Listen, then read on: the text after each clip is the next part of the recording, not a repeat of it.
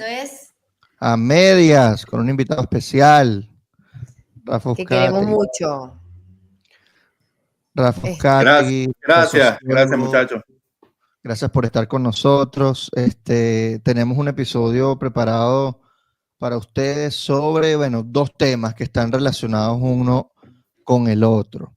Tiene que ver con el aumento de la represión en los últimos meses, en las últimas semanas en Venezuela, y por supuesto con las elecciones regionales del 25 de mayo del pasado domingo, que se celebraron en un ambiente de fiesta electoral en la cual ganó quien ya ustedes saben quién ganó. Es impresionante que si ustedes saben noticias de Venezuela, y uno le dice, ¿usted sabe quién ganó? Ya usted sabe quién ganó. Eso te dice algo del sistema político venezolano.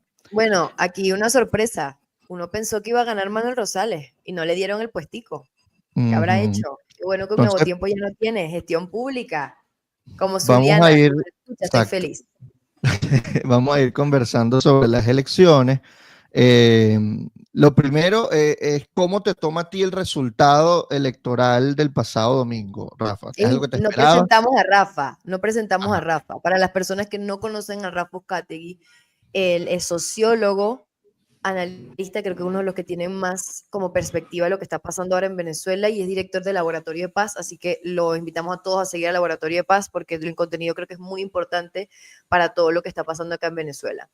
Y bueno, seguimos. Gracias, Rafa, otra vez por estar acá por nosotros. Gracias, Ana. Gracias, Ricardo. Y saludos a toda la audiencia. Y sí, la verdad es que, es muy bueno que se abran todos los espacios de conversación posible. Una de las cosas que ayer lamentábamos era que por esta reducción de las capacidades de los medios y periodistas hubieran tan pocas transmisiones en vivo, ¿no? En video, ¿no? Y yo creo que los venezolanos necesitamos hablar y necesitamos, sentirnos en comunidad, que lo que se hizo en nuestras casas forma parte de una acción colectiva pues muy importante que hay que reivindicar. Y yo creo que yo empezaría por allí, ¿no? Hay mucha gente que decía que esto era la ausencia, que la abstención era la rendición, y yo creo que es precisamente todo lo contrario, porque la gente sabía que era vigilada por el Consejo Comunal, porque tenía un familiar trabajando en la administración pública, o por la VC, y que recibieran, por supuesto, muchas presiones para participar. Y a pesar de eso, por su propia convicción, por su propio análisis, la gente decidió no participar como una señal de protesta por lo que ha sucedido desde el 28 de julio. Así que yo creo que lo que primero es que hay que reconocer que esto fue un gesto valiente, audaz de la población venezolana, que tiene un nivel importante de maduración política que lamentablemente algunos de nuestros líderes no quieren reconocer. Pero yo creo que eso continúa siendo una señal muy importante de este nivel de conciencia y que la gente perfectamente entiende qué es lo que está sucediendo.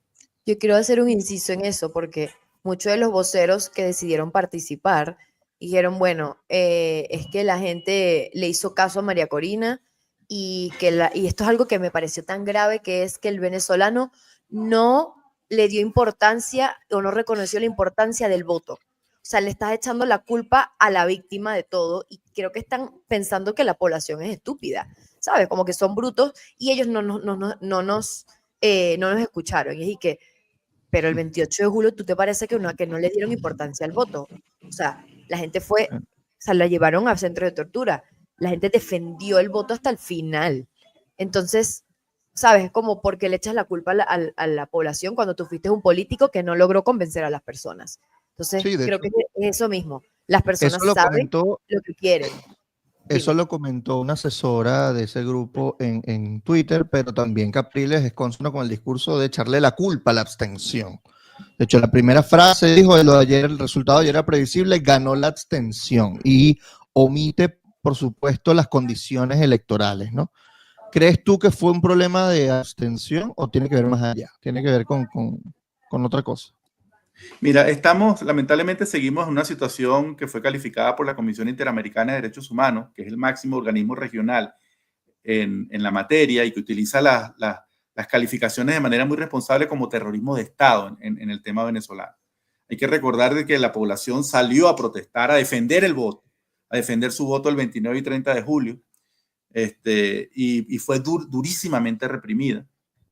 Y se instaló esta situación de miedo generalizado por esta política que va desde la Operación Tuntún, la anulación masiva de pasaportes, las extorsiones.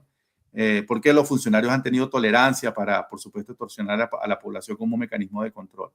Entonces creo que la gente llegó a la conclusión de que para expresar una opinión sobre lo que había pasado el 28 de julio de una manera segura, es decir, donde no se ponía en riesgo, ¿no? Era no participar, era mandar esa señal de no participación como la que se dio ayer, muy similar justamente a la que se dio durante el referendo del Esequibo, en donde la gente, por supuesto, tiene también su propia valoración de ese reclamo territorial, está de acuerdo con ese reclamo territorial, pero por supuesto supo discernir la paja del grano y supo que ese evento que había sido convocado pues tenía pues otros fines y por supuesto también decidió no participar como una señal de rechazo, como una opinión profundamente política, ¿no? Y yo agregaría a que tampoco las personas que asumieron participar tampoco supieron hablar con las personas, ¿no? Sintonizar con esa rabia, con esa decepción y responder las preguntas difíciles que cualquier ciudadano se estaba haciendo antes del 25 de mayo. Por ejemplo, bueno, ¿cómo vas a hacer para defender un voto si no tienes actas, si no tienes testigos? ¿Cómo vas a garantizar que el CNE dé los resultados reales cuando ya vimos que fue capaz de torcer un resultado de 4 millones de votos de diferencia? Entonces, esas preguntas lamentablemente fueron eludidas por esta campaña que comunicacionalmente ustedes seguramente lo pueden valorar mejor que yo. Fue muy mala porque fue principista, porque, bueno, hablaba desde una postura de superioridad moral y no intentaba dialogar con la gente. Entonces, bueno, además de la indignación, del dolor, de la decepción y del temor, creo que la campaña comunicacional de los que asumieron participar fue muy mala.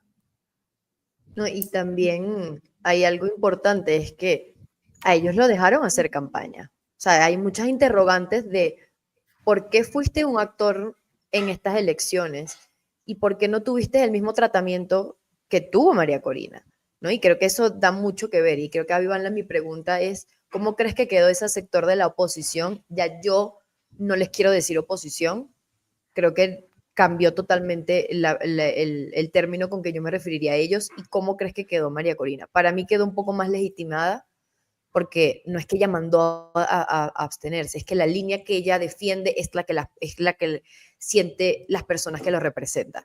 Pero ¿cómo ahorita valorarías a la oposición como un todo después de las elecciones?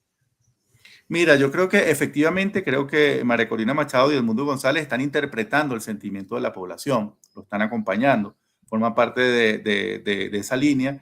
Y por supuesto, bueno, pues ella sale fortalecida porque lamentablemente uno de los objetivos secundarios que tenían algunas de las personas que se postularon era intentar también medir si era posible erosionar ese liderazgo. Y finalmente ese liderazgo salió fortalecido porque fue, digamos, el que emitió una línea que fue acompañada por la mayoría de la población, ¿no? Y yo diría que ojalá que ese liderazgo, las personas que asumieron participar, ojalá pues tengan un proceso de autocrítica, que puedan emitir señales como estadistas y no como personas dolidas porque no fueron acompañadas en su oferta electoral. Y que eso, digamos, pues ayude, por supuesto, a que la población, porque yo no solamente estoy pensando en los líderes, sino mucha gente de buena voluntad que lo sigue, que piensa que, bueno, que haber participado era una decisión correcta. Pero una de las cosas que yo creo que, si miramos el lado positivo de lo que sucedió ayer, fue que aprendimos en los hechos que son irrefutables, cómo son elecciones en dictadura, ¿no? Porque creo que había un análisis muy ingenuo de que estas elecciones iban a transcurrir con las malas condiciones que ya teníamos el 28 de julio, que era lo mismo, ¿no? Y creo que las personas no se están dando cuenta que a partir del 28 de julio todo cambió en Venezuela y que este va a ser el tipo de elecciones que vamos a tener en lo sucesivo, bajo estas condiciones. Entonces, bueno, ya vimos cómo son en la práctica, en los hechos concretos, y ojalá algunas de esas personas digan, bueno, efectivamente quienes tenían dudas sobre participar tuvieron la razón, ¿no? El gobierno no solamente no generó condiciones, sino que, por supuesto, hay muchas dudas sobre estos resultados que se están emitiendo. Aquí, de manera muy alegre, se están quitando 8 millones de personas del censo electoral para poder maquillar las cifras. Y, por supuesto, continúan pues una serie de irregularidades hasta este momento. Entonces, yo creo que ya pasando esta página del 25 de mayo, creo que María Corina Machado y Edmundo González pues tienen el peso para poder señalar un camino y ojalá que todo el resto de este liderazgo que decidió participar y que bueno, se dio cuenta que no son acompañados por la gente, pues decida también pues, sumarse a esta lucha por la democracia. Porque además, y con esto quiero finalizar la respuesta, la gente no es tonta. O sea, es que a mí me disgusta mucho como sociólogo que subestimen tanto a la gente. La gente se da cuenta quienes exigieron la libertad de los presos políticos. La gente se dio cuenta cómo estas personas participaron y no recibieron nada a cambio. O sea, fíjate, por ejemplo, Enrique Márquez sigue en prisión, ¿no? O sea, la gente se dio cuenta que ellos ni siquiera lograron liberar a sus propios compañeros, a las personas que les eran más afín, ¿no? Ni siquiera lograron generar condiciones de calma, de paz, para que se realizaran las elecciones, sino que más bien 70 personas fueron detenidas generando todo este clima de temor y entonces la gente se da cuenta de la debilidad, ¿no? La gente se da cuenta por sí misma que por supuesto quiere un liderazgo que sea franco en su cuestionamiento de la dictadura y que estos diferentes líderes pues no lo son y por supuesto eso les genera desconfianza. Entonces yo creo que esto reivindica mucho esta maduración política de la gente y yo creo que la gente se da cuenta de qué es lo que está sucediendo. Yo tengo acá los resultados que anunció el CNE y también tengo una declaración de Maduro que voy a poner después que trata del futuro de las elecciones, ¿no? Lo primero, aquí estamos leyendo Cazadores de Fake News en X y dice la primera inconsistencia detectada en los resultados de las elecciones del 25 de mayo. Hace menos de 24 horas, tuiteaban hace algún rato, con el 94.77% de las mesas abiertas, la rectora del CNE, Rosalba Gil, informó que el registro electoral es de 21.4 millones de electores, ¿no? Un elector, un voto. Anoche el rector Carlos Quintero dio la cifra de votos por alianzas para el cargo de diputado por lista nacional que suman 5.5 millones de votos. Sin embargo, según ese primer boletín del CNE, con el 93% de escrutinio se reportó una participación del 42.63%. Pero los 5.5 millones de votos no representan ese porcentaje del registro electoral, equivale solo al 25.6%. Para que la participación realmente fuera 42.6%, debieron emitirse 9.1 millones de votos, que casualmente son los venezolanos que están fuera del país. Ahora, ya que tenemos la inconsistencia entre los resultados, que además algo curioso, y te voy a preguntar qué opinas sobre eso, es que no dio los resultados Elvis Amoroso, sino que los da Carlos Quintero. Eso es extraño, te voy a preguntar ahora por qué. Pero voy de una vez con la declaración de Maduro que habla de las próximas, de cómo quiere hacer una reforma electoral. Y vamos a poner acá el video para escucharlo de él mismo, ¿no? Dos cosas.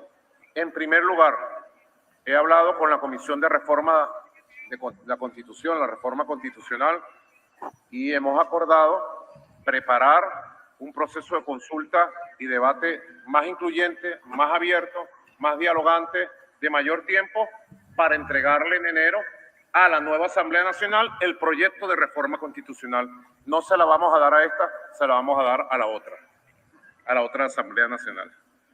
Y también tengo una idea que le estoy dando vuelta a la cabeza, que es perfeccionar el sistema electoral, ¿verdad, Silvia? Silvia es experta. Ah, mira, aquí está Nico. ¿Ah?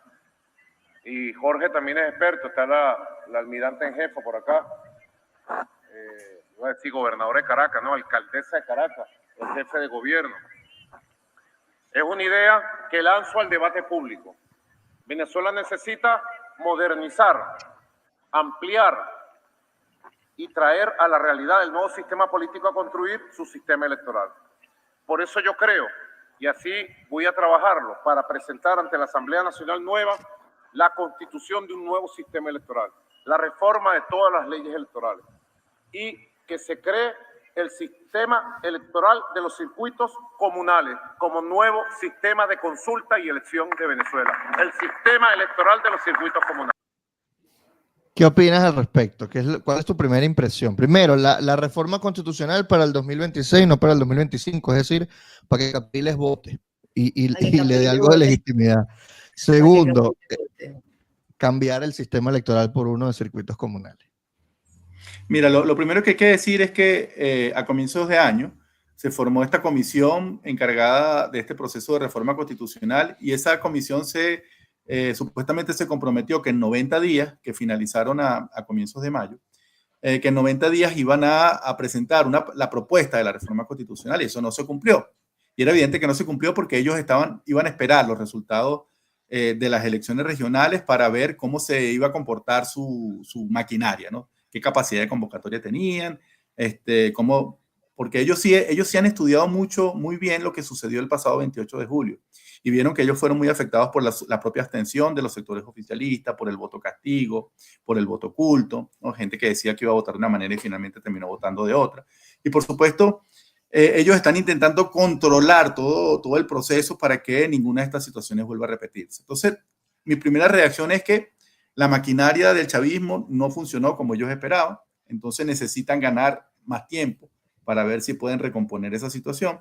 Y ya, si su maquinaria hubiera respondido, el anuncio era que inmediatamente íbamos a ir a la reforma constitucional y no que la íbamos a aplazar varios meses más, ¿no? Entonces, esa es mi primera reacción. La segunda es que, bueno, esto puede parecer confuso, ¿no? Esto de los circuitos comunales, etcétera, pero esto es muy grave. Esto es muy grave porque eso forma parte de esa intención que va a ser el corazón de la reforma constitucional, que es imponer que la división político-territorial de Venezuela sea a partir de las comunas, no de las gobernaciones que tenemos hoy en día, no de las alcaldías, que es lo que está presente en la Constitución, sino que el gobierno va a decir, bueno, el territorio venezolano se divide en 300, 400, en 500 comunas. Esas comunas tienen voceros comunales, como está bien ejemplificado en la reciente reforma de la ley de poder comunal. Tiene unos voceros comunales y esos voceros comunales serían los encargados de elegir funcionarios, de participar en procesos electorales. Así que lo que hemos conocido hasta ahora como el voto universal, directo y secreto, es decir, donde todas las personas tendrían la posibilidad de ejercer su derecho al voto, eso va a cambiar, porque las personas que tendrían entonces la posibilidad de participar en estas elecciones de segundo grado serían esos voceros o voceras de las diferentes comunas, ciudades comunales o federaciones comunales, porque ahí hay toda una arquitectura un poco delirante, pero que está sobre el papel de cómo se va a constituir el territorio venezolano. Entonces, ¿qué es lo que se está anunciando? Se está anunciando ahora que como ellos ya no pueden controlar quién participa, como ya no pueden ni siquiera garantizar que su base electoral cautiva se movilice para ellos poder tener los votos suficientes, pues bueno, pues necesitan avanzar hacia un mecanismo diferente en donde ellos puedan garantizar el control total de los resultados y que la realización de elecciones, como vimos el día de ayer, solamente sea una anécdota, solo sea una simulación. Entonces creo que esto es muy grave. Y yo creo que, bueno, lamentablemente vamos a tener que empezar a activarnos sobre este tema, ¿no? A informarnos, a buscar, bueno, que creo que todos tenemos nuestra propia experiencia de cómo funcionan los consejos comunales y los entes comunales en la práctica. Cuando, bueno, te niegan una bolsa de comida, cuando te niegan un gas doméstico, una bombona de gas, o que te niegan, digamos, diferentes circunstancias. Así que esto lo que va a hacer es agravar la crisis estructural que tenemos los venezolanos y va a afinar los mecanismos de control, muy parecido a lo que sucede en países como Cuba, lamentablemente. O sea, tú me estás diciendo que ellos lo que están es reestructurando el Estado como lo hemos conocido y ahora no vamos a tener el voto universal. O sea, todo lo que ellos se jactaron de ser y de cómo construyeron su legitimidad ya no va a existir. O sea que estas últimas elecciones, entre comillas, probablemente pueden ser las últimas en las que vimos una máquina del CNE y unas actas para que nosotros vayamos a los centros. O sea, vamos a tener representantes de los consejos comunales que ellos van a decidir los cargos públicos. Sí, lamentablemente eso va a ser así, ¿no? Y creo que de ahora en adelante se va a instaurar este autoritarismo comunal o esta dictadura comunal, donde van a ser estos jefes de las comunas, porque en la propia ley, y era una de las cosas que advertíamos antes de este proceso electoral, en la propia ley dice, el artículo 64 de la ley de comuna, que van a ser estas figuras las que van a gerenciar los servicios públicos en las diferentes comunidades, ¿no? Y que por supuesto van a recibir el presupuesto para ello. Entonces, un argumento adicional para no participar en lo que ocurrió el día de ayer era que esas personas que se iban a elegir iban a ser vaciadas de competencias por estas figuras comunales, ¿no?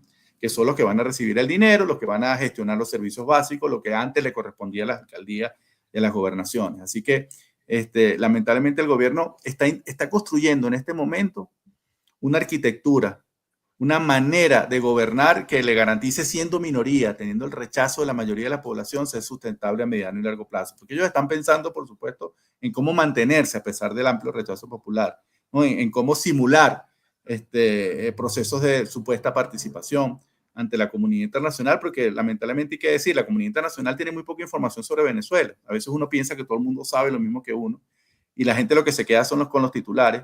Y hoy lo que la gente está leyendo en la prensa internacional es que hubo elecciones en Venezuela, que la oposición participó y que el gobierno se quedó con la mayoría de los cargos, ¿no? Así como de sencillo, porque bueno, la gente ni tiene tiempo, ni tiene los mecanismos, ni tiene sus propios problemas para enterarse de los detalles, y este era el mensaje que el gobierno quería emitir el día de hoy. Y además, el antiguo candidato presidencial de 2013 puso su nombre y puso su cara para avalar esos resultados, porque además ganó una diputación. Ganó. Sí, le fue ganada, ¿no? Le fue ganada. Yo sigo así su nombre, Enrique Capriles. Enrique Capriles, Capriles, Luis Emilio Rondón, Stalin González.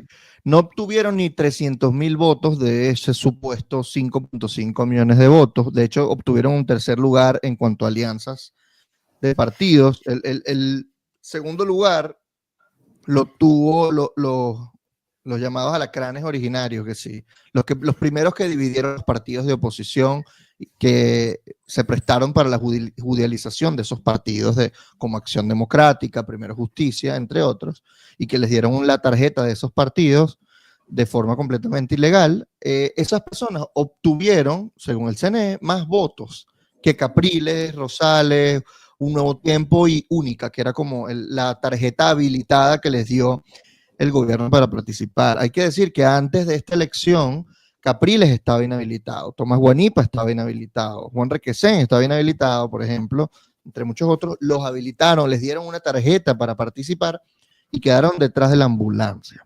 Eso te dice mucho de que la gente no confía, ¿no? No confía en este proceso, no confía en esos actores, porque, a ver, ¿cómo vas a confiar en alguien que te da, si la misma dictadura te da el permiso para participar? Ahora, yo aquí quiero preguntar algo, que es que también estamos sin rumbo, ¿no? Por parte de liderazgo de María Corina Machado, Edmundo González, la gente los apoya, la gente hizo caso a no participar, y yo creo que no es que hizo caso porque María Corina lo dijo, sino porque la gente no confiaba en estos nuevos actores. Pero también estamos como en una especie de extravío, y creo que estar frente al Estado comunal, que de aquí a 6 años probablemente se empiece a trabajar en esta nueva arquitectura del poder, nos pone un poco más extraviados en torno a qué hacer, ¿no? Entonces, como estamos sin rumbo, te quería preguntar, bueno, ¿cómo ves los próximos 5 o 6 años teniendo el Estado comunal ya como fantasma de que el chavismo nos está avisando que eso es lo que viene? ¿Cómo crees tú que la oposición se puede reorganizar políticamente? Uno, para tratar de impedirlo y de que no se desbarate el Estado y se construya un Estado a la cubana, un Estado a la china, un Estado a la nicaragüense. ¿Cómo lo ves, ¿no? Sí, yo desearía que esta amenaza común sirviera como una oportunidad, ¿no?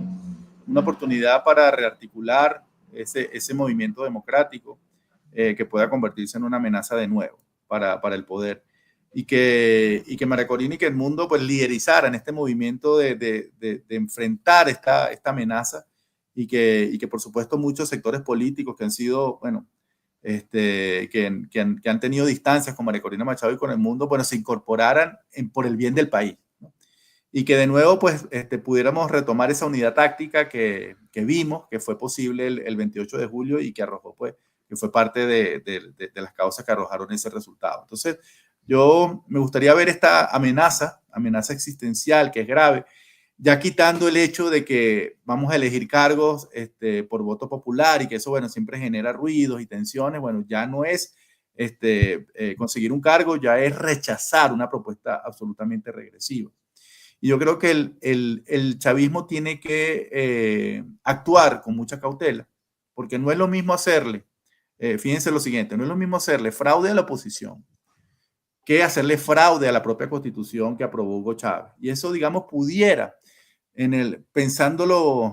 intentando pensar qué pudiera ocurrir, eso pudiera aumentar las fricciones internas dentro del chavismo, ¿no? porque ya no le estás haciendo fraude a María Corina Machado, donde ellos lo puedan justificar por muchas maneras, sino que estarías entonces haciéndole trampa a lo que Hugo Chávez aprobó en el año 1998, que a pesar de que ha sido ignorado de muchas maneras, sigue siendo un gran fetiche para el chavismo, como el gran legado que dejó el comandante Hugo Chávez. Así que yo creo que ellos también no solamente tienen que medir lo que van a hacer con los sectores democráticos, sino que también tienen que actuar de una manera que no genere tensiones innecesarias a lo interno. Entonces me gustaría ver esta amenaza como una posibilidad.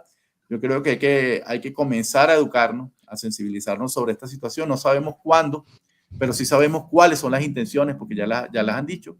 Y yo creo que es importante también escuchar a la ciudadanía, intentar dialogar con la ciudadanía para ver, bueno, qué es lo que la gente quiere, qué es lo que la gente expresa, de cómo deberíamos enfrentar esta situación. Entonces yo me gustaría verlo como una gran oportunidad.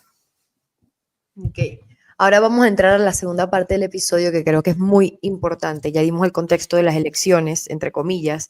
Vimos que hay estrategias del chavismo que quizás están mutando. Y me llama la atención que a mí mencionaste las divisiones del chavismo. Y creo que eso es como una narrativa que se menciona mucho en muchos análisis. Y es que el chavismo no es monolítico y que adentro, a pesar de que pensemos que está blindado, hay disputas. Entonces, una de las cosas que se salió como de las variables que usualmente uno ve con respecto a estas elecciones que buscan legitimarse ellos mismos, es que hubo una ola represiva, creo que sigue latente, pero ya el pico no es tan alto, similar a la del 28 de julio. Recordemos que la ola represiva después del 28 de julio tuvo un saldo de miles de detenciones arbitrarias, incluso de niños en centros de tortura.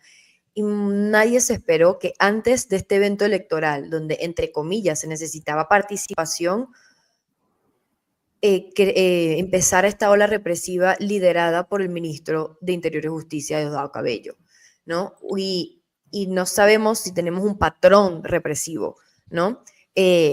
Si se pudo identificar cuál es ese patrón, por qué lo hacen, y hablar más de esta ola represiva que justo por como esa oscuridad que tenemos por la falta de medios de comunicación independientes, después del 28 de julio, muchos no se dieron cuenta. Yo como experiencia personal incluso hablé con familiares, hablé con personas en redes jóvenes y no sabían qué estaba pasando, no sabía que había una operación Tuntún que llevaba más de 70 detenciones arbitrarias, que fue lo que dijo el ministro, ¿no? Lo que dijo el ministro de Interior y Justicia, y que las organizaciones de derechos humanos que se encargan de monitorear las detenciones arbitrarias y los presos políticos solamente han identificado 30 personas, pero eso fue en menos de 3 días. Entonces, ¿cuál es tu valoración de esta ola represiva? Hay dos líneas distintas entre Diosdado y Maduro y Jorge Rodríguez, o sea, ¿cómo cabe esta ola represiva dentro de una estrategia nueva del gobierno en el que está buscando reestructurar el Estado de cualquier manera en la que ya sabíamos que ellos existían y que se comportaban?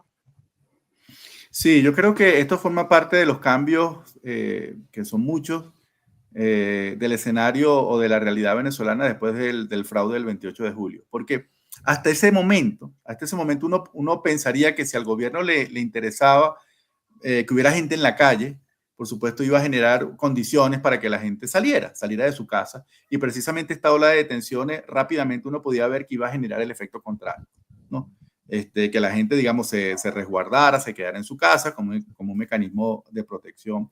Y por supuesto también la gente vio la reacción de los que estaban participando en ese momento, que fue muy tibia, ¿no? Para rechazar las detenciones arbitrarias, para ir a los centros de reclusión a preguntar. Yo creo que quizás ellos hubieran acumulado mucho más votos, un poquito de más confianza, se hubieran actuado en consecuencia para exigir que hubiera condiciones para que ese día la gente pudiera salir, ¿no? Y por supuesto estar ellos al frente de las gestiones por los presos políticos, por exigirle a la Fiscalía y a la Defensoría del Pueblo que garantizara que las personas estuvieran no en desaparición forzada ni esas ausencias, esas omisiones también, por supuesto, la gente las interpreta de manera correcta. Hay dos cosas que a mí me gustaría subrayar como características de esta ola represiva. Una, en primer lugar, es que estas 70 personas, que efectivamente no hemos podido tener la lista detallada de todas porque hay mucho miedo de familiares de personas que han sido detenidas y no quieren que el nombre de su familiar sea público, o no quieren acercarse a un medio de comunicación o una ONG. Pero una de las primeras cosas que a uno le llama la atención es que los perfiles son muy diferentes. Es decir, no podemos decir que esas 70 personas son exclusivamente vinculadas al sector de María Corina Machado, porque no lo es. Hay personas que han sido detenidas que están vinculadas a grupos y a sectores que asumieron la estrategia de participar o que visiblemente no son parte de la coalición vinculada a María Corina Machado. Entonces hay una diversidad de perfiles. Yo creo que eso lo que quiere es emitir el mensaje que nadie está a salvo y que el único patrón es que no existe un patrón identificable de contra quién pudieran tener una acción represiva para que el miedo sea generalizado. La segunda característica que me gustaría decir cuando uno revisa los perfiles de las personas que son conocidas es que algunas de ellas habían bajado su actividad social o política desde hace algunos meses. Habían sufrido persecución en otros tiempos y por esa persecución alrededor del 28 de julio habían decidido, bueno, dejar de actuar en política o bajar el perfil y a pesar de eso, pues sufren esta detención arbitraria. Yo creo que eso contradice la supuesta existencia de un plan conspirativo, porque muchas de estas personas han ingresado en una lista de personas a reprimir y lamentablemente, independientemente de lo que tú hagas, no vas a salir de esa lista, sino que vas a permanecer en ella. Entonces yo creo que estas son como dos características que me gustaría decir sobre esto, que a mi juicio lo que quería era controlar el proceso electoral. Es decir, el gobierno no quería que la gente participara, quería generar miedo, por supuesto ya tenía los resultados cantados, pero quería generar una situación de miedo y de temor para que la gente, digamos, decidiera no solamente no participar, sino no documentar, no tomar fotografías de los centros vacíos por temor, ¿no? Y es por eso que el día de ayer, pues, tuvimos menos evidencia, porque lamentablemente el temor está alcanzando su objetivo, ¿no? Entonces sí, es contradictorio, pero yo creo que esto forma parte de estas nuevas características de estos procesos comiciales bajo un gobierno que no va a ser democrático. No va a generar ningún tipo de condiciones, va a generar temor e intimidación, no va a respetar los propios acuerdos que hagan contra los que quieran participar y que por supuesto su razón de quedarse en el poder va a estar por encima de cualquier cosa. ¿Te parece que sí, que hubo menos evidencia de que no participaron, por ejemplo? Porque, a ver, en redes sociales se publicaron muchas imágenes de las calles y los centros vacíos y todo lo demás. Aún así el CNE sale una hora antes de las 6 de la tarde en la que se supone que tienen que cerrar los centros y dice que como hay tanta participación, pues hay que extender una hora de prórroga. Y sin embargo, a las 2 de la tarde habían dicho que no había gente en las colas porque el proceso era rápido. Entonces no les importan las contradicciones. Y eso lo dijo Stalin González, que por cierto era uno de los candidatos de parte de la oposición y que ganó. Pero, ¿te parece que hubo menos evidencia o es la data que ustedes manejan? No, yo sí creo, mi impresión es que hubo evidencias, como tú lo dices, pero no en la cantidad de evidencias que circularon, por ejemplo, el 28 de julio, ¿no? Claro, y no tenemos las actas tampoco, ¿no? Sí, entonces yo creo que si el gobierno no hubiera generado esta campaña de terror, creo que mucha gente se hubiera animado en diferentes momentos del día a acercarse a su centro electoral y tomarle fotos, tomarles videos, y reportar, mire, fíjense que la gente no está participando. O sea, las evidencias hubieran sido abrumadoras. Claro. Y bueno, sí vimos algunas imágenes de gente que sí se anotó, algunos periodistas lograron hacer su trabajo, pero creo que efectivamente no en el volumen que eso hubiera circulado, si el gobierno no hubiera hecho su política de terror. Y además otra cosa que me gustaría decir es que fíjense que la gente se quedó en su casa. Usualmente en otros procesos regionales, o que la gente no le da importancia como las presidenciales, bueno, pues la gente va a la playa, va a cosas, y fíjense que la gente, bueno, se quedó en su casa. Y yo creo que eso también es una muestra de que lo que primó fue la protección, ¿no? Que la gente, bueno, quedarse en su casa de manera segura, tenía temores de lo que pudiera suceder ese día, de la actuación de los colectivos armados, que tuvimos algunos incidentes, pero no en el volumen del 28 de julio. Así que primó entonces esta estrategia de protección y de quedarse en casa. De hecho, la página regionales.macedoniadelnorte.com está recabando evidencias de tanto actas como fotos de las elecciones de mayo. Si ustedes tienen alguna, pueden enviarla por ahí. Esa lo lleva Giuseppe Ganghi, que también fue una de las personas que subió videos y actas de la elección del 28 de julio. Entonces, ese link está ahí disponible si ustedes conocen o tienen alguna evidencia para subir. Ahora estoy leyendo en su página web, tiene 3.100 evidencias hasta ahora, lo cual confirma lo que venías diciendo, que es mucho menos de las evidencias del 28 de julio. Yo aquí... Sí, de hecho, él mismo pedía a la gente que no mandara videos desde su casa, ¿no? Donde pudiera hacer. Entonces, yo creo que esto es una muestra del momento en el que estamos. Sí, entonces aquí tenemos como un cambio de estrategia del gobierno porque ya no querían participación entonces. Tú ves que la línea que tuvo el ministro de Represión está conectada con la misma línea que tuvo Maduro con las nuevas leyes electorales. O sea, yo no lo vi coordinado, pero quizás es porque es nuevo y todavía no he identificado las variables y los incentivos.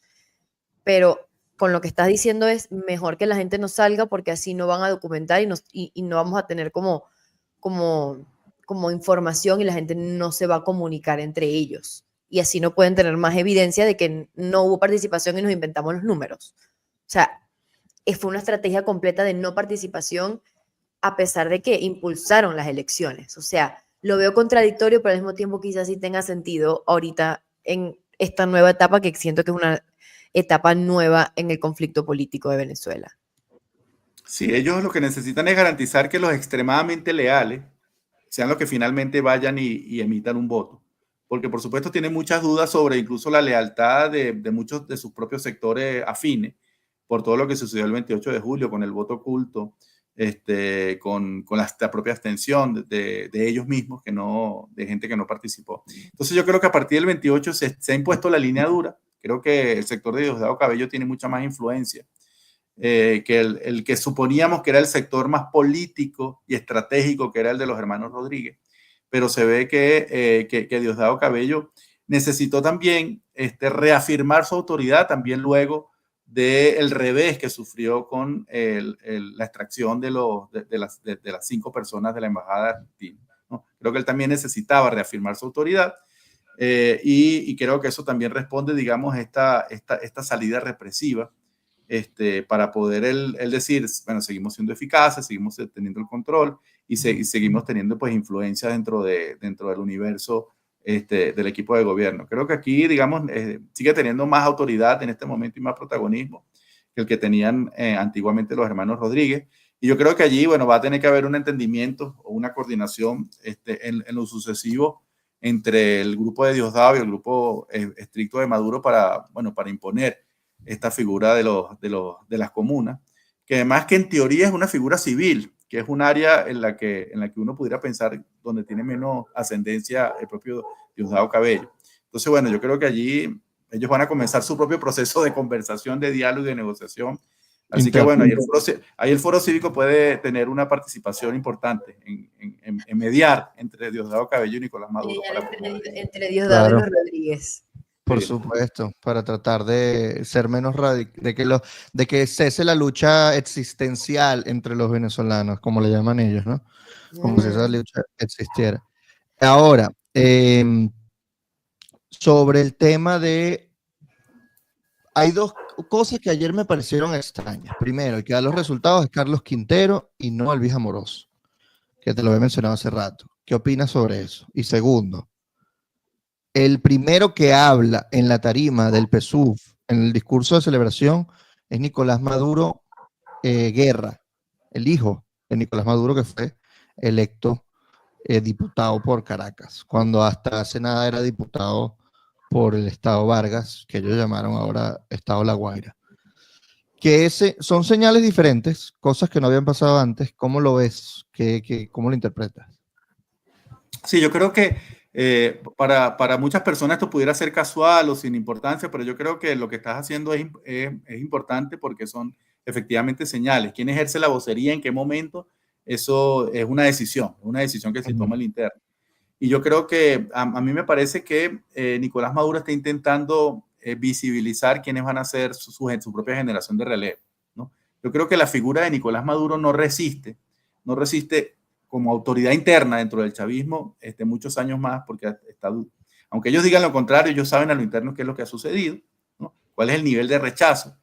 Y seguramente ellos saben que si fueran un referendo por la Constitución, Nicolás Maduro lo perdiera por París, ¿no? Entonces, bueno, entonces yo creo que él está intentando controlar una transición interna, ¿no? En donde tener pues figuras de su confianza porque ellos también están pensando en el 2030, así como algunos sectores de este lado ya están pensando en esta fecha. Yo creo que ellos también están pensando en cómo garantizar que sea su grupo, su tendencia, la que continúe teniendo el control ahí dentro del universo bolivariano. Y Yo iba a preguntar, bueno, no sé, dijiste algo como que piensas que no van a hacer las elecciones del referéndum, o sea, como que ya cambiaron la estrategia y van a hacer los cambios por otra manera y no va a haber elecciones de referéndum para la Constitución. Tal vez solo va a votar la gente del Sí, bueno, Esequibo. yo podría especular en este momento. Se me fue Rafa. Estás ahí, Rafa, te nos quedaste pegado. Ya volviste. Ya volviste. Sí, gracias. No, mira, yo podría especular en este momento que, por lo que dijo Maduro, primero van a cambiar las circunscripciones electorales para que sean los representantes de los voceros comunales quienes efectivamente finalmente participen en ese referendo de la Constitución. Porque, bueno, no, por el resultado de ayer no pueden ir a un referéndum abierto, como lo dice la Constitución, como se hizo efectivamente en el año 2007. En donde además hay que decir que la diáspora en ese momento participó en esa votación por ese referéndum. Entonces eso no lo pueden hacer. Entonces, bueno, ¿cómo van a hacer la simulación de democracia controlando todas las aristas del proceso? Yo creo que pareciera entonces que primero van a reformular las leyes electorales para que sean los representantes de los voceros comunales los que finalmente participen en ese referéndum. Sobre los presos políticos, Rafa, desde un punto de vista de derechos humanos, ¿qué cifras se maneja? Porque, por supuesto, como ya han ido liberando presos políticos que encarcelaron entre el 28 y 29 de julio y los días sucesivos a la elección, que fueron más de 2.000, que Maduro se jactó de decir que tenía más de 2.000 presos, fueron liberando con los meses. Hasta hace poco había unos 900 presos políticos. Quería preguntarte, bueno, ¿cuánto es esto en comparación con los años anteriores del chavismo? Estamos en un mayor pico represivo que en los años anteriores, no solamente 2024, 2016, 2008, es decir, también comparado con el histórico del chavismo. Esto es un momento se siente muy represivo y es muy diferente a los años anteriores. Hay mucho terror. La gente tiene terror de expresar algo en su WhatsApp, porque alguna alcabala lo puede detener y lo puede incluso meter preso, así sea solamente para extorsionarlo, como ha habido muchos casos de denuncia. Ha habido también una cantidad de anulación de pasaportes, no solamente a personas involucradas en temas políticos, sino todo tipo de activistas de derechos humanos, periodistas, artistas. O sea, ¿cómo interpretas tú este momento represivo en comparación al histórico? Mira, sí, en Venezuela lamentablemente siempre tuvimos presos políticos bajo el chavismo. Sin embargo, es cierto que cuando llega Nicolás Maduro al poder, esa cifra se incrementó de manera importante. Y hubo un momento de cambio que fue luego del 28 de julio, donde hubo primero esta situación de represión masiva, detenciones masivas, indiscriminadas, y a partir de ese momento pues ha quedado la represión selectiva o la detención de líderes sociales y políticos, que ha hecho que sea los años 2024 y 2025, cuando uno compara todo el histórico, los años de mayor cantidad de presos políticos durante la era bolivariana, ¿no? Entonces yo creo que eso lo que nos dice es que, bueno, se ha convertido en una de las estrategias de coerción importante. En los años de Hugo Chávez tenía la capacidad de, bueno, como tenía tanta sintonía con amplios sectores de la población, él mezclaba mecanismos de coerción y mecanismos de disuasión. E incluso en algunos momentos, si recordamos, tenía la capacidad, si la gente que lo apoyaba le incomodaba algunas de sus decisiones, pues revertirla, ¿no? Pero yo creo que, bueno, Nicolás Maduro no tiene esa capacidad política y ahora, digamos, se basa exclusivamente o en buena medida se está basando su gobierno en la coerción, en la persecución, en el miedo, ¿no? Uno sabe que estos gobiernos autoritarios necesitan mantener unos niveles de legitimidad en su propia base, pero pareciera que es imposible para el gobierno mejorar sus números económicos, porque es un gobierno donde estructuralmente la malversación de fondos se ha convertido en un mecanismo de funcionamiento político, ¿no? Entonces no hay manera, no hay ningún ingreso que le llegue al país con o sin sanciones, o porque Estados Unidos nos dé un plan Marshall especial para Venezuela, y que todo ese chorro de dinero que pudiera llegar finalmente pudiera materializarse en mejoras para la gente, porque va a quedar represado en el camino por todas estas alcabalas de corrupción que ya son estructurales, ¿no? Esto no es que son unos u otros, es que es un funcionamiento estructural para el modelo de gobierno bolivariano. Y entonces, se ha demostrado transparencia en Venezuela. Sí, entonces yo creo que, fíjense que lo otro es que, bueno, la detención de Enrique Márquez, creo que es muy simbólica en decir que esa represión puede alcanzar a cualquier persona, independientemente de que sea institucional, de que hable duro, de que hable bajito. Si hay una persona que tiene presencia pública, que articula, que tiene un mínimo de capacidad de convocatoria y que disiente, aunque sea un poco de la versión oficial, esa persona puede ser víctima de represalias en este momento. Así que yo creo que es muy significativo esa detención para ilustrarnos cuál es el momento de represión que vivimos ahora en Venezuela. Y por supuesto, frente a esa represión hay que mantenerse unidos, hay que continuar documentando. Yo creo que hay muchas maneras de imponerse en riesgo para las personas que están en Venezuela, poder seguir construyendo comunidad que haga posible esa acción en el momento en que sea suficiente, en que sea necesario, pero poder, digamos, evitar ese sentimiento de soledad, que es lo que finalmente persigue este tipo de gobiernos autoritarios. Sí, yo quiero aprovechar para los que nos están escuchando y viendo que nosotros hicimos un episodio con Manuel Lorenz sobre justamente este tipo de cosas, sobre como cuidados psicológicos, como la verdad la comunidad es muy importante y prácticamente nos salvan en momentos tan altos de represión, porque ellos buscan es separarnos y que desconfiemos unos de los otros y así dispersar a la población y que de verdad no tenga ningún tipo de fuerza para oponerse y romper el alma, ¿sabes? Romper el alma y decir ya no queda más nada. Y es importante como buscar comunidad. Y una cosa que me preguntaron hoy, eso me lo preguntaron en el Instagram, fue ¿qué hago yo si no puedo hacer más nada y tengo miedo? Y yo creo que por lo menos, y que no se enteran tampoco, dicen no me entero, no sé cuántos hay, no sé qué organizaciones seguir para ver lo de los presos políticos y las violaciones. Y bueno, cualquiera que nos esté escuchando, Justicia, Encuentro y Perdón, Foro Penal, Laboratorio de Paz también, seguir a los medios independientes y apoyar a medios independientes. Como ya sabemos, estamos como en una oscuridad informativa en Venezuela. ¿Cuál es la página donde uno puede donar, Ricardo?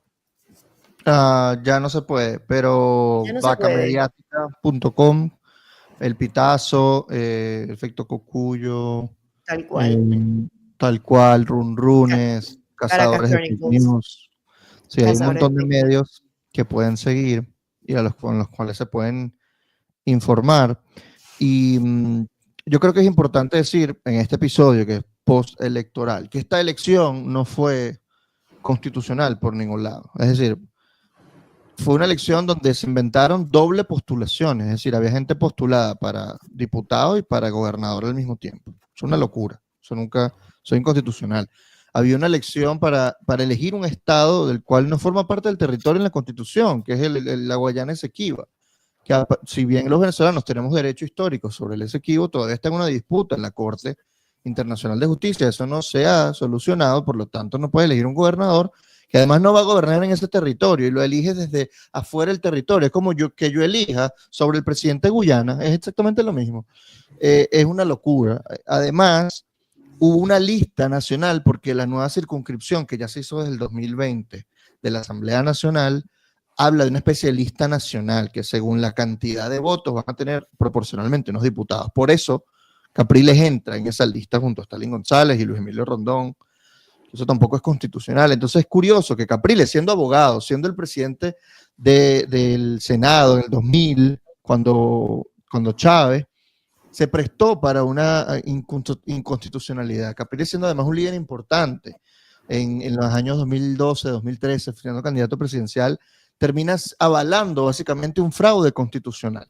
Es importante, creo yo, decirlo, porque todas estas elecciones que a las que no acude la oposición, porque se considera que van a ser robadas, no nos tomamos el tiempo de decir qué es lo que estuvo mal. Y yo creo que es importante aclarar eso, ¿no? Y aclarar que las personas que asistieron y que convocaron a esa elección prácticamente avalaron que las condiciones fueran esas.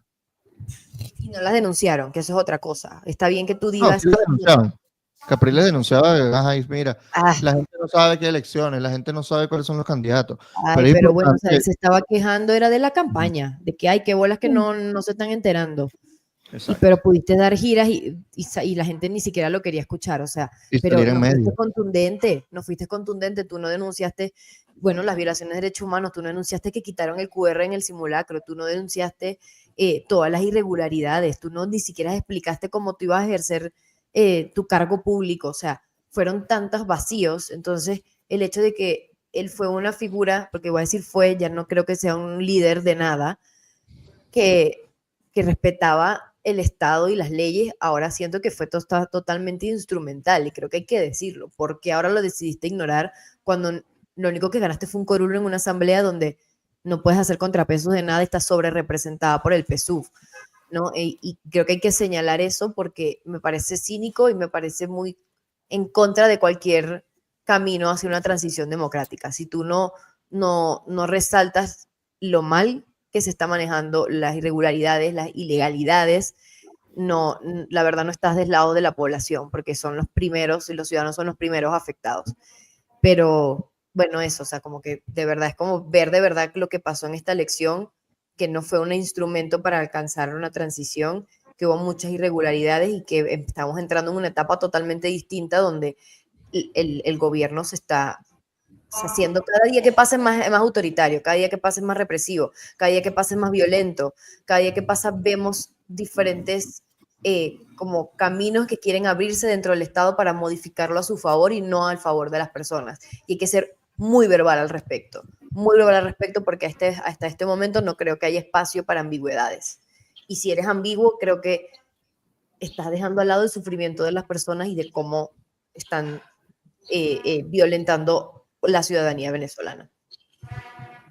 Sí, a mí me gustaría, bueno, es cierto que en política no existen cadáveres, no existen muertos. Y hay que recordar que Rafael Caldera, que muchos pensaban que ya se había jubilado, bueno, pudo resucitar. Pero eso pasa por ganarte, como ustedes lo vienen sugiriendo, ganarte la confianza de las personas, con una postura clara, honesta. Y bueno, ojalá, digamos, intentando pensar bien, él comience a hablar a partir de este momento a favor de los presos políticos con su nombre y apellido, a hablar de Eduardo Torres, el abogado y defensor de derechos humanos de Provea, de Gorka Carnevali, el miembro del Foro Tillano y de Caracas Ciudad Plural, que hable de Carlos Marcano, nuestro amigo periodista, profesor universitario y activista, o que hable de otros casos menos conocidos como Jonel Narváez, que es un barbero de 21 años, que también está en este momento en situación de desaparición forzada, sus familiares, gente humilde, está desesperada, preguntando por él en todos los sitios de privación de libertad y por supuesto en todos se los niega. Así que bueno, ojalá que comience a elevar la voz, lo que no ha hecho hasta ahora, bueno, que él sienta pues en la obligación de comenzarlo a hacer porque bueno, creo que Venezuela y los presos políticos lo necesitan. Cualquier apoyo, cualquier cosa que pueda sumar para la liberación de los presos políticos es importante en este momento. Para ir cerrando, vamos a leer los comentarios de nuestros patroncitos que se conectan a los episodios en vivo. Los patroncitos son las personas que nos apoyan en patreon.com/amediaspodcast. Si ustedes quieren apoyarnos, pueden entrar allí y con $5 al mes están en vivo y además pues tienen un episodio semanal aparte, exclusivo, y además si no pueden suscribirse pueden brindarnos un café en buymeacoffee.com/amediaspodcast. Voy a leer algunos comentarios a ver qué opinas, Rafa. Por acá está de SCTV que hay que considerar el liderazgo de María Corina. Si ella llama a participar en elecciones y se pierde, su liderazgo se desgasta, o sea, ya lo previó bien. también comenta que los sistemas dictatoriales funcionan como una página web. Cuando ven alguna vulnerabilidad como las actas, los testigos, exacto. Cuando los ven, actúan así, lo tratan de bloquearlos. Y la oposición alacrana tiene argumentos de que si se participa se gana como en 2015, pero es que eso se demostró en el 28 de julio, que sí, participó la mayoría, se demostró y aún así no lo aceptaron. Yo por eso creo que estamos como ya en otra etapa, que ya Rafa lo mencionaba, o sea, estamos en la etapa que no les importa la popularidad ni la soberanía popular, ¿no? Por acá está Miguel Ángel.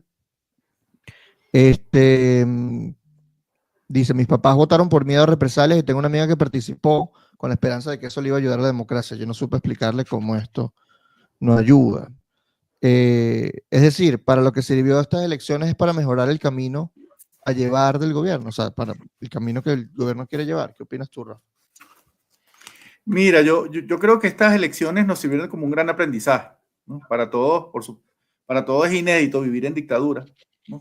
Es una experiencia que no conocíamos. A veces uno subestima la capacidad de maldad que pudieran tener las personas que han tomado esa decisión, y quienes tenían expectativas en lo que podía pasar ayer ya vieron en la vida real, en los hechos concretos, que era lo que finalmente iba a suceder, ¿no? Entonces yo creo que en función de este aprendizaje, si el gobierno va a convocar próximos procesos electorales, bueno, ya sabemos hasta dónde es capaz, por lo menos hasta ahora, y poder tomar la mejor decisión para enfrentar esa situación. Entonces, bueno, hay una curva de aprendizaje dolorosa, triste, trágica. Digamos, nada de lo que pasó ayer es bueno para nadie. Nada de lo que ha pasado en Venezuela desde el 28 de julio ha sido bueno para Venezuela, ¿no? Yo creo que ese es el gran origen.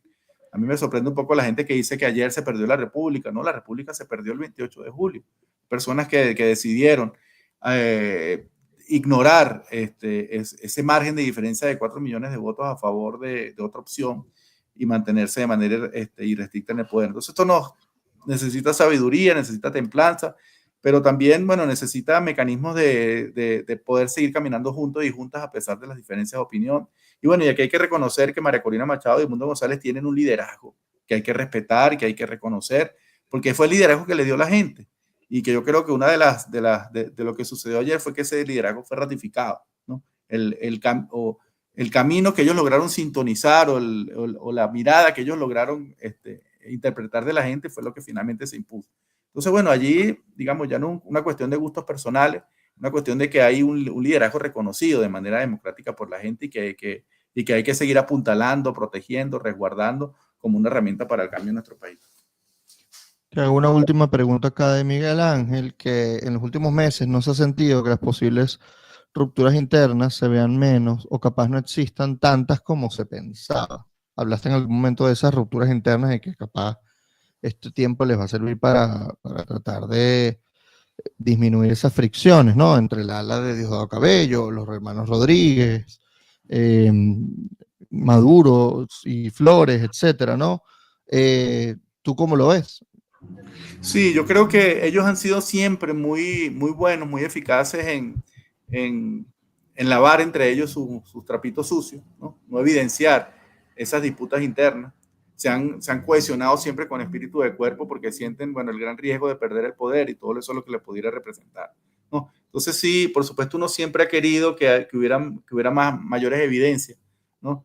De que esos chavismos que están pensando en su futuro, ni siquiera voy a decir que son más democráticos que los otros, sino que están pensando en su futuro sin Nicolás Maduro, por supuesto evidencian sus diferencias con la línea oficial, ¿no?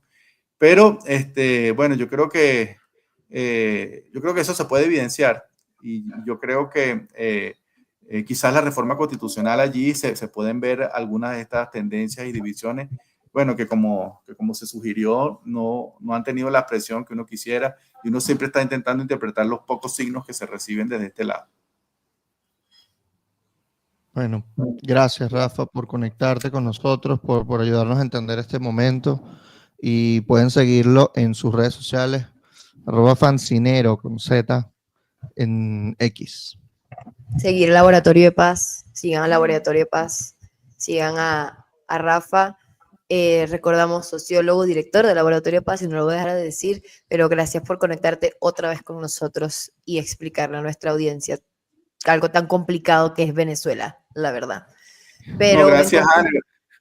Ajá, Gracias dime. a ustedes por la invitación y por mantener este espacio. Yo creo que es muy valioso porque yo sé todo el esfuerzo humano que hacen para mantener esta comunicación con la gente en un momento que tanto se necesita. Creo que ayer los vacíos y la hegemonía comunicacional nos ratificó lo importante de mantener, bueno, estos diálogos abiertos. Así que bueno, sigamos caminando juntos y juntas.